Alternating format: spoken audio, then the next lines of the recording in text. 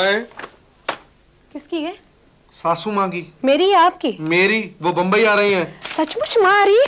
ये लीजिए, खबर आने पर तो ये चिट्ठी छिन गई, वो खुद आ जाएंगी तो न जाने क्या क्या छिन जाएगा। मद्रास से आ रही है, पिछले महीने से पुष्पा दीदी के यहाँ थी ना। सुनो, ये तुम्हारी माँ टूर पर क्यों रहती है साल भर? कभी इस बेटी के घर, कभी उस बेटी के घर। तो तुम्हारे बेचारे पिताजी अकेले नहीं पड़ जाते होंगे? ऐसी बात नहीं कि माँ पिताजी का ख्याल नहीं रखती, और वैसे भैया भाभी तो पिताजी का बहुत ही अच्छा ख्याल रखते हैं। हाँ, कभी हो ऐसा ना हो कि कहीं तुम्हारे पिताजी भी अपनी समस्याएं लेकर हमारे ही पास चले आए। क्या? नहीं नहीं, कुछ नहीं, चलते हैं कल तुम्हारी माँ को लेने स्टेशन। हाँ, इस बार पुष्पा और तेरे जीजा ने पूरा मद्रास ही घुमा दिया। अच्छा। हर दूसरे तीसरे दिन पार्टियां ही पार्टियां। लगता है कि ये खरीदारी भी कुछ ज्यादा ही करवा दी, कंधा ही छिल गया।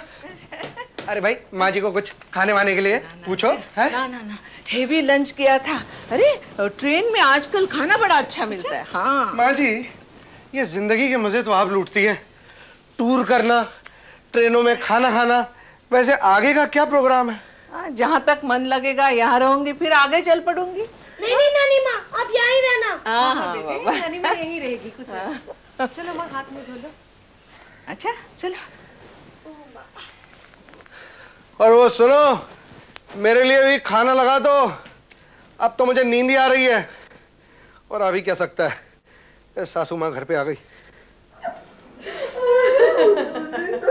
वो मंगी थे ना, उन्होंने तो पूरी पूरी थाली उठा और कुछ खाने को नहीं मिला, और हम देखते रहे वो बर्फी के टुकड़े उठा उठा कर भाग रहे थे, उनके पीछे वो लगे। बाप रे, तुम अभी तक सोए नहीं? देखो ना, माँ की बातें तो खत्म ही नहीं हो रही है। अच्छा ही हुआ तुम नहीं सोए। सुनो, तुम वरुण के कमरे में जाके सोगे, माँ और हम यहाँ देर तक बातें करेंगे। थोड़ी थोड़ी प्लीज। जरूर जरूर। सुनो, माइंड तो नहीं करेंगे ना? नहीं नहीं, बिल्कुल नहीं। आप लोग बैठे, गप्पे गप्पे मारिए। वैसे विनोद का मुंह टेढ़ा रहता है ना, लेकिन हाँ, लेकिन वैसे दिल का।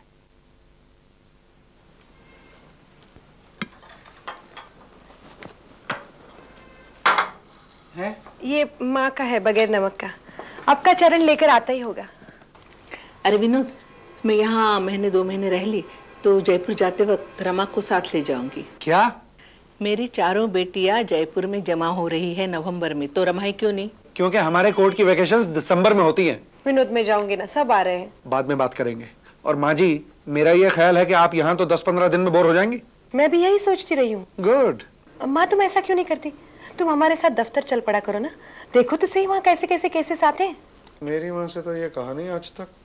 अरे माँ जी, आप अगर दफ्तर चलेंगी ना तो आप यहाँ घर से भी ज्यादा बोर हो जाएंगी। वहाँ क्या है, दफ्तर में कई बार मियाँ बीवी आते हैं, मियाँ बीवी हमारे सामने ही झगड़ पड़ते हैं, जान को बड़ा खतरा रहता है, इसलिए बेहतर है आप यहीं बैठिए। अब चलो जल्दी करो। और नाश्ता? नाश्ता क्या, पैक करवा लेना, वो कार में खा लेंगे हम लोग।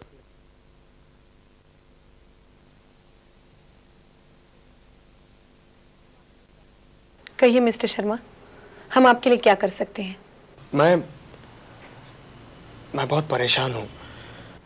क्या बात है, आपके और आपके बीवी के बीच कुछ समस्याएं हैं? जी नहीं, मैं तो अपनी सास का सताया हुआ हूँ। जी? तबाह करके रख दिया उसने मेरा घर। मेरी समझ में नहीं आता ये सासें क्यों चली आती है अपनी बेटियों का घर बिगाड़ने। सही कह रहे हैं आप। उन्होंने आपका घर कैसे बिगाड़ा? पूछे मत। मैं संसार में अकेला था, सोचा था शादी करूंगा, घर बसाऊंगा, लेकिन किसे पता था कि बीवी के साथ सूद में सासू माँ भी मिलने वाली हैं।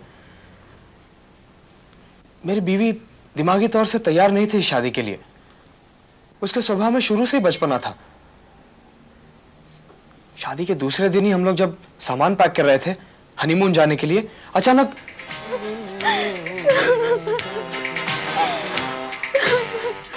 अरे शिल्पा, क्या हुआ, रो क्यों रही हो? मुझे हनीमून पे नहीं जाना है। नहीं जाना है? क्यों? मुझे मम्मी के पास जाना है। क्या? वही हुआ हमारा हनीमून, जयपुर में, उसके माँ बाप के घर। अब आप तो समझ ही सकते हैं कि ससुराल में मेरे दिन कैसे बीते होंगे।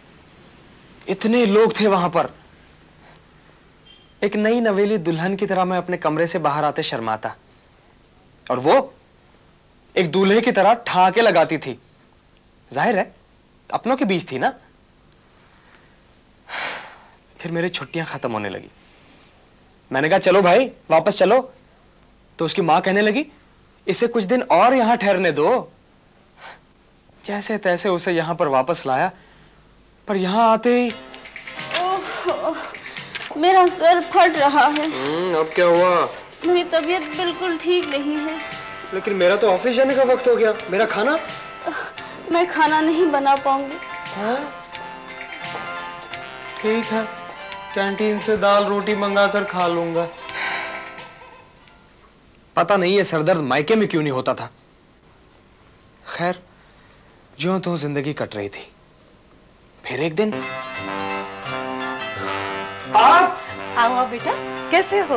मैं तो ठीक हूँ, लेकिन आप यहाँ अचानक कैसे? शिल्पा का खत आया था कि उसकी तबीयत अच्छी नहीं है। सोचा तुमको कितना कष्ट पड़ता होगा, इसलिए आ गई। अच्छा कि आप आ गई। और सब कैसे हैं? सब ठीक है। अच्छा, और कितने दिनों का प्रोग्राम है? अरे बेटा, जिंदगी 4 दिन की होती है, 2 दिन तुम दोनों के साथ काटने आई हूँ। अब मैं क्या समझता कि वो 2 दिन गुजारने आई है या आधी जिंदगी, क्योंकि उनके हिसाब से तो जिंदगी सिर्फ 4 दिन की होती है। अब साहब क्या था? शिल्पा संभालो अपने आप को। मैं कल सुबह तुम्हें फिर डॉक्टर के पास ले जाऊंगा। हाँ, पूरा बदन टूट रहा है। शिल्पा बेटे, मेरे ख्याल से इसे तुमसे ज्यादा मेरी जरूरत है। ऐसा करते हैं, मैं इसके पास सो जाती हूँ और तुम बाहर ड्राइंग रूम में जाकर सो जाओ। जी जी। ड्राइंग रूम में? क्या करें, मैं इसके पास बैठकर अपनी रात खराब कर लूंगी।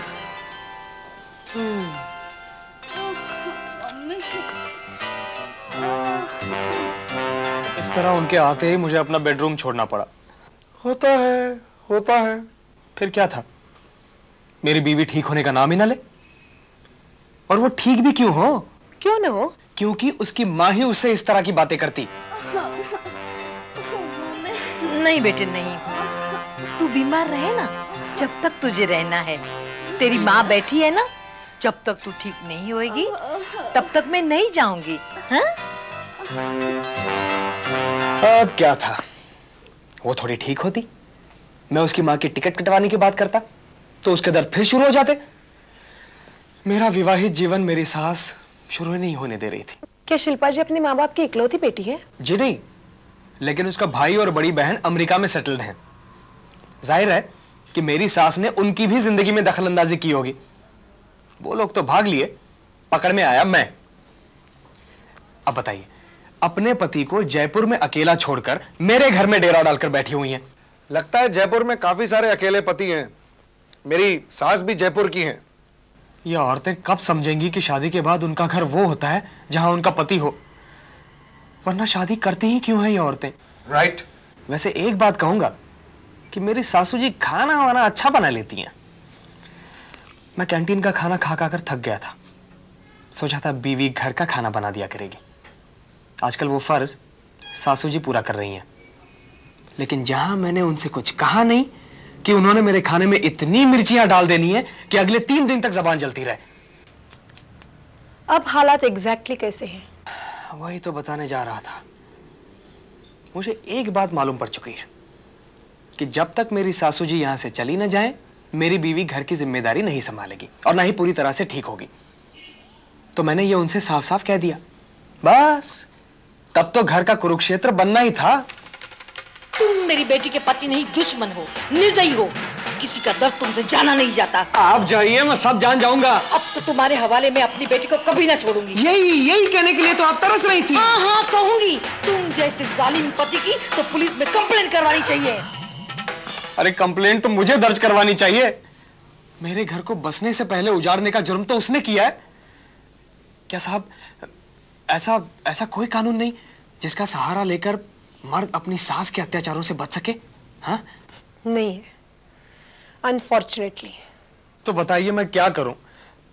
कभी लगता है कि वो चली जाएंगी तो मेरी जिंदगी ठीक हो जाएगी, फिर लगता है कि वो अपनी बेटी को छोड़कर नहीं जाएंगी, इसलिए तलाक ही दे दूं। और ये जद्दोजहद पूरे वक्त मेरे दिमाग में चलती रहती है। हमें जरा सोचने का वक्त दीजिए। फैसला करके जरूर बताएंगे कि क्या किया जा सकता है। जी बहुत बहुत शुक्रिया, मैं आपके फैसले का इंतजार करूंगा। Thank you. हाय री ये समस्या सास की। अच्छा, सास और जमाई का केस था। क्यों है माए अपनी बेटियों के घर में दखल देती है, मालूम नहीं। यही तो मैं भी कह रहा हूँ। अच्छा रमा, सैटरडे संडे को क्या कर रही हो? सैटरडे को माँ हम 10 से 11 बजे तक झगड़ा करते हैं। क्या? उसके बाद फिर मोकिलों से मिलते हैं और संडे भी कुछ यूं ही गुजर जाता है। तो इस बार छुट्टी लेना, मैं तो अभी से बोर होने लगी हूँ। ऐसा करते हैं 2 दिन के लिए बाहर चले जाते हैं, तुम, मैं और वरुण। और मैं? तू बेटा मोक किलो को अटेंड करना। हाँ? अच्छा नानी माँ, हम खंडाला चलेंगे ना सैटरडे को? हाँ बेटा, तेरे पापा भी मान गए हैं। क्या? नानी माँ, और वो कोल्ड ड्रिंक। चल चल चल। वरुण, तुम आज की कोल्ड ड्रिंक पी चुके हो। अरे विनोद, नानी को थोड़ा लाड़ तो करने दो। चल मैं खोल के देती हूँ। मैं कह देता हूँ, मुझे ये बिल्कुल पसंद नहीं है। हाँ, लेकिन तुम इतना गुस्सा क्यों हो रहे हो? क्योंकि तुम्हारी माँ उसे बिगाड़ रही है। अब बिगाड़ कर उसे तो चली जाएगी, हैं? बहुत सुधारना हमें पड़ेगा। विनोद, तुम कह तो ऐसे रहे हो जैसे तुम्हारी माँ उसे कभी बिगाड़ती ही नहीं। दिन में रोज चॉकलेट खिलाती है नहीं? वो दिन में उसे एक चॉकलेट खिलाती है, तुम्हारी माँ उसे दूसरी कोल्ड ड्रिंक पिला रही है। अच्छा, आपकी तुम्हारी माँ है ना, तो उससे कहना कि दिन में 2-2 चॉकलेट खिलाया कर। क्या कहा? क्या कहा? मैं कहता हूँ वापस आ जाओ, यहाँ वापस आओ, बहस पूरी करो। ठीक है, मत आओ, मत आओ, मैं भी चला जाता हूँ। ये सांस के आते जुकाम हो गया।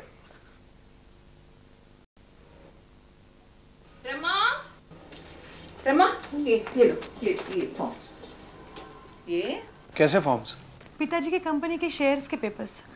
अब बेटा ऐसा है कि तुम जो थोड़ा बहुत बचाते हो वो यूं ही तितर बितर हो जाता है, तो मैंने सोचा कि क्यों ना तुम लोग शेयर्स में इन्वेस्ट कर लो। जी नहीं, हमें शेयर्स में इन्वेस्ट नहीं करना है। क्यों नहीं लगाने? देखो, मेरे दिमाग में किसी और जगह इन्वेस्ट करने का प्लान है। लेकिन देखो बेटा।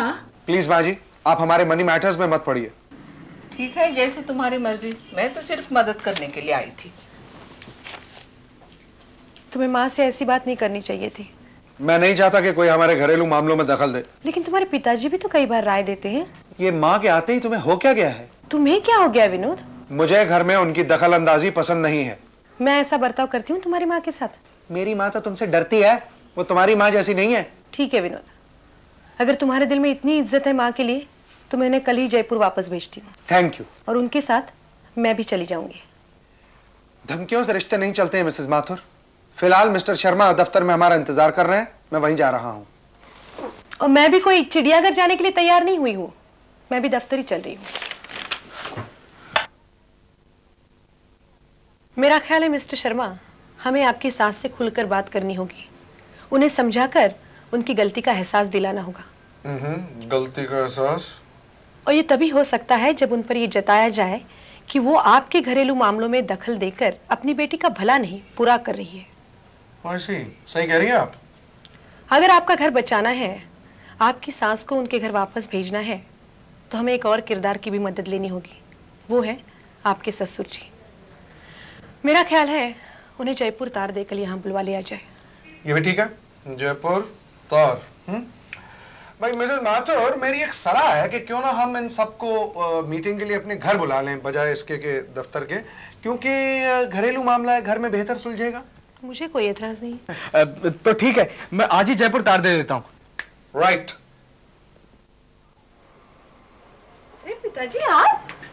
तार मिला मुझे। तेरी माँ कैसी है? माँ कैसी है? भली चंगी है। अरे अरे पिताजी, बड़ा प्लेजेंट सरप्राइज। पिताजी को किसी ने जयपुर तार कर दिया कि माँ की तबीयत ठीक नहीं है। जी? क्या कह रही हो? अब ये किसकी बदमाशी हो सकती है भला? लेकिन पिताजी, मुझे बड़ी खुशी हुई, इस बहाने आप हमारे घर तो आए। जी जी जी, आप ऐसा हाथ मुंह धोकर तरोताजा हो जाइए। क्या कि कुछ क्लाइंट्स आ रहे हैं यहाँ, एक मीटिंग है। रमा कह रही थी हम भी मीटिंग में शामिल हो सकते हैं। वो सास और जमाई का कोई झगड़ा है, बड़ा मजा आएगा। चलिए आइए। जी जी, बड़ा मजा आएगा।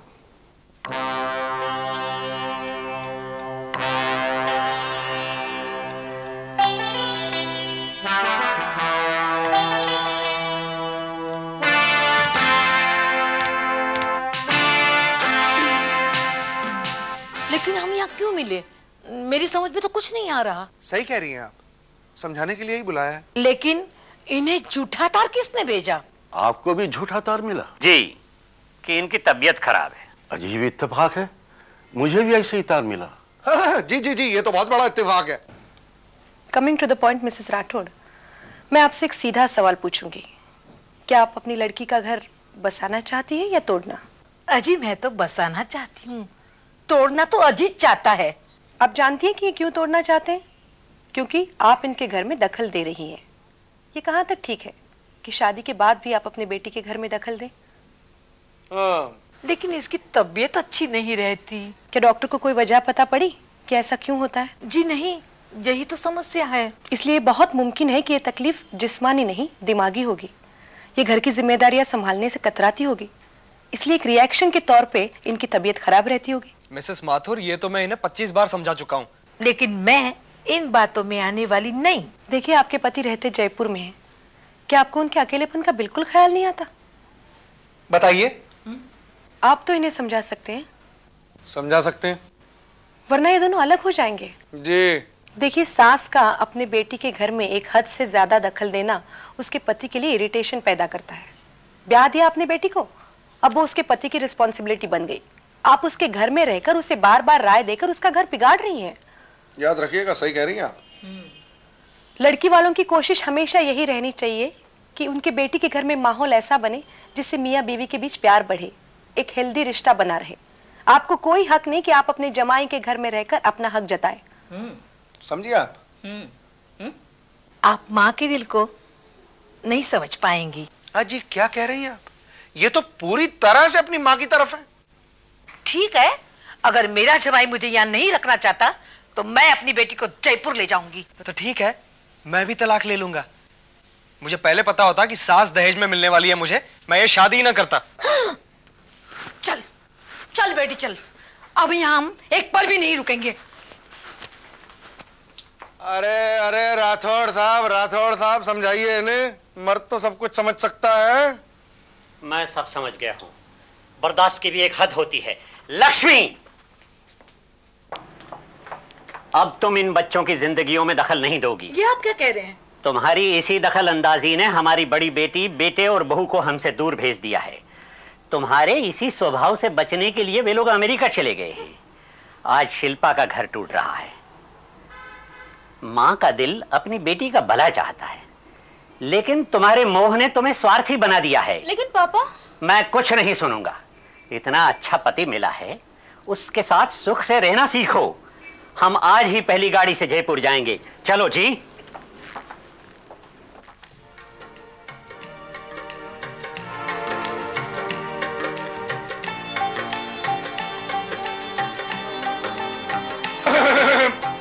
भाई मैंने कहा बेस्ट ऑफ लक।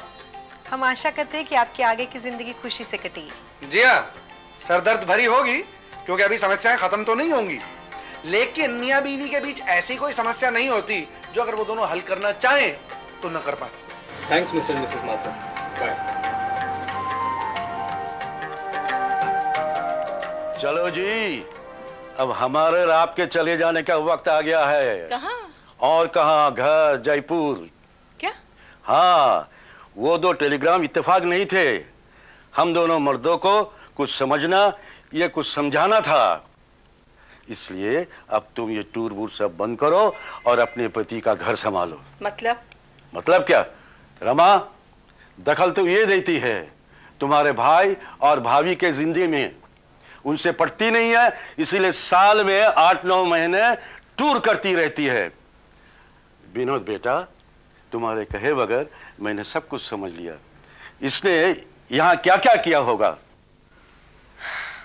यानी टेलीग्राम तुमने भेजा था? हाँ, इसलिए तुम्हारे बाकी बेटियों के पति भी इसके शुक्रगुजार रहेंगे। रमा, तू ही समझा अपने पिता को। मैं एक बात कहूँ, पहली बार जिंदगी में मैंने अपने मुवक्किलों को कहा कुछ और है और अपनी घरेलू जिंदगी में किया कुछ और है। क्या? अब देखो ना, आपने मुझे सैटरडे संडे इन्हें छोड़कर खंडाला आने के लिए क्यों कहा? तो ये भी चल पड़े हमारे साथ। और आप मुझे नवंबर में इन्हें छोड़कर जयपुर चलने के लिए क्यों कह रही थी? या आप हमारे मनी मैटर्स में क्यों दखल दे रही थी? राइट। देखिए, हम लोग इसीलिए इस रिश्ते को चला पाए हैं और खुद को खुश रख पाए हैं क्योंकि हम जो लोगों को सलाह देते हैं वो हम खुद करते भी हैं। वाह, क्या समझदार जोड़ा है। खबरदार जो तूने इसे तोड़ा तो। उसके कोई चांसेस नहीं। क्यों Mrs Mathur? Yes mister Mathur.